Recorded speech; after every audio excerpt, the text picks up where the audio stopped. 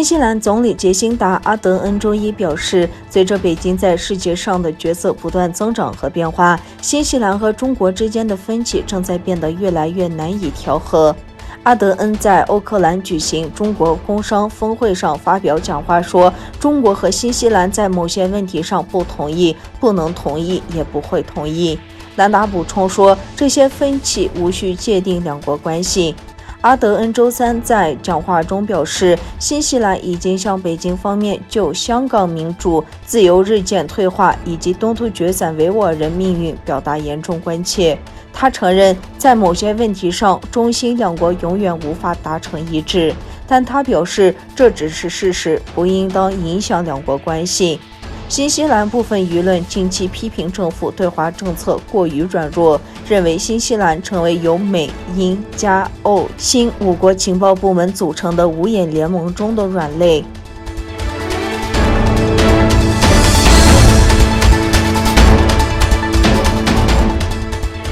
美国国务卿布林肯在周日播出的一个采访中说，北京正在通过对内更严厉的压制和对外更咄咄逼人的攻击来挑战世界秩序，而美国的目标就是要维持这个基于规则的世界秩序。美国国务卿安东尼·布林肯5月2日在美国哥伦比亚广播公司60分钟采访节目中说，我们看到过去几年来，中国在国内的行动更具压迫性，在国外的行动更咄咄逼人，这是一个事实。布林肯也关注中国对维吾尔人的破坏，我们已看到强迫绝育，以努力遏制维吾尔人的生育率。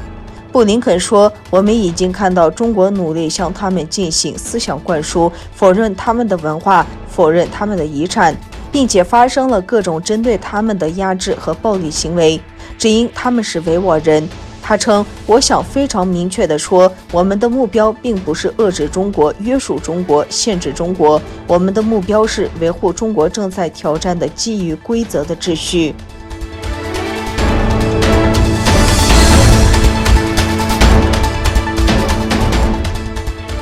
由澳大利亚战略政策研究所发布的有关维吾尔人强迫劳动的报告中提到的14家日本主要公司中的2家已经宣布已终止与中国的贸易。日本最大的餐饮公司可国美和据信与维吾尔人强迫劳动有关的京瓷于4月27日宣布，他们已切断与中国的贸易关系。可国美多年来一直从东突厥散向日本进口大量西红柿。澳大利亚战略政策研究所去年3月发布的一份报告列出了14家据信与强迫劳动有关的日本公司，这促使日本维吾尔协会采取行动，并向这些公司致信，要求停止与涉嫌强迫劳动的中国企业的关系。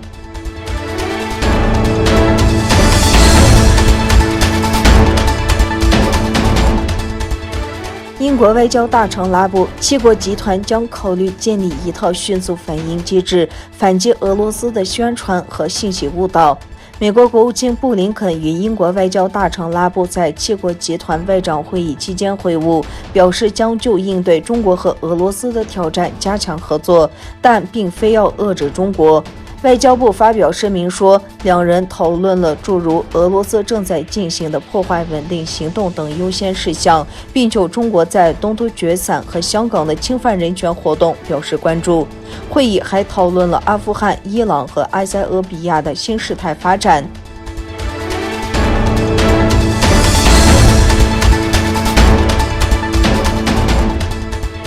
菲律宾外交部长洛辛对自己用粗话抗议中国在南海的侵略性行动作出道歉，但称自己发表这样的言语情有可原。洛辛星期二发出推文，对自己1天前讲粗口向中国外长王毅道歉，但称只会向王毅一个人道歉，不会向其他人道歉。洛辛星期在推特上用粗话发文，